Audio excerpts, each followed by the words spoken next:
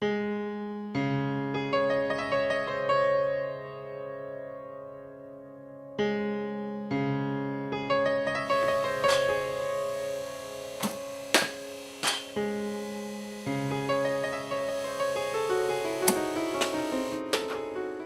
I first started coaching, I couldn't coach a rat to eat cheese. That's instinct in them, and I couldn't even get them there. That's how little I knew about making that next step. $17,260 a day. A day! Should have played this game.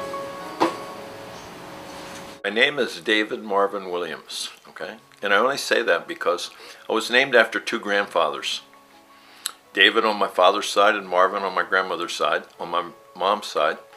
And so they started off calling me David. And then when that grandfather died, they started calling me Marvin.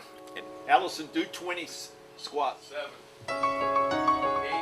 When they start playing baseball, they want them to hit. There is never so much apprehension in the stands as watching those moms turn their head when their kid comes to bat, because I did. And they want them to hit. And so they bring them to me and they say, please teach them to hit.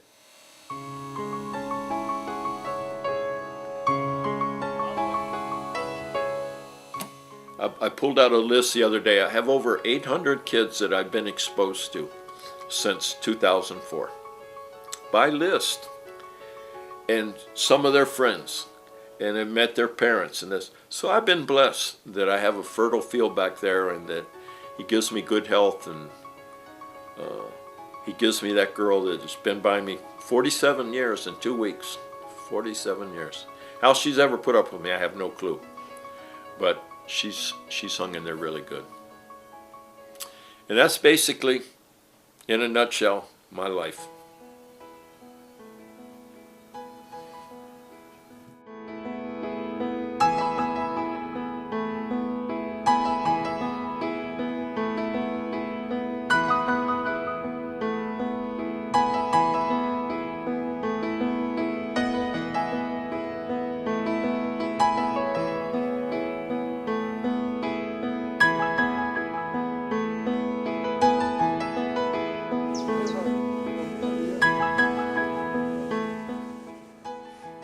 Det her er det, hvad jeg kalder den vildskoven.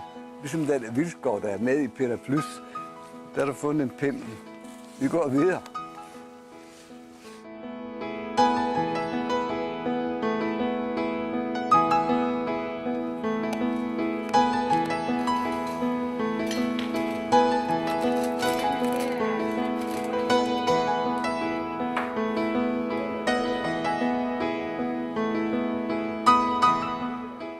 Velkommen, og skål til alle. Hip, hip, hurra!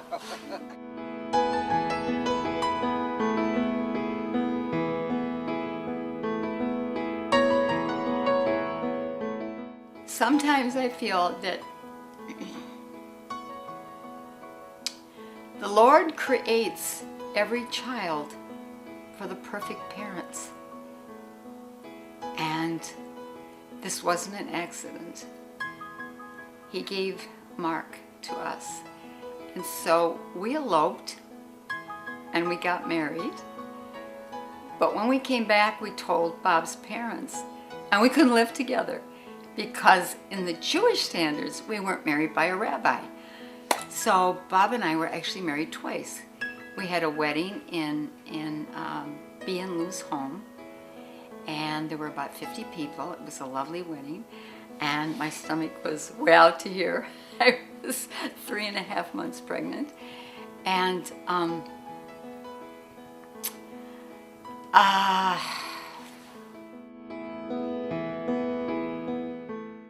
I had Mark September 24th, and I had him all to myself because Bob was working and going to school, so I totally spoiled him. Totally spoiled him. He was a very spoiled child, very much loved. I didn't have very many girlfriends because they were all in school or they were all working. So I pretty much had him by myself.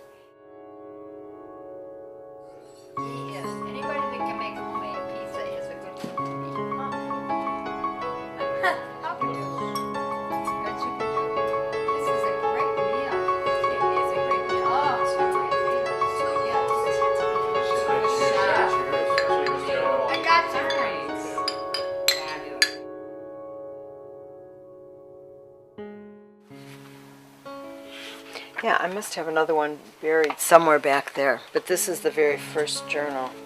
I started out with a course that I took at Miami-Dade College. It was a Gestalt class, and we had to keep a dream log. And so, without realizing what I was going to be doing, I just bought a stenographer's pad, which was not something that I'd ever used except when I took stenography in high school.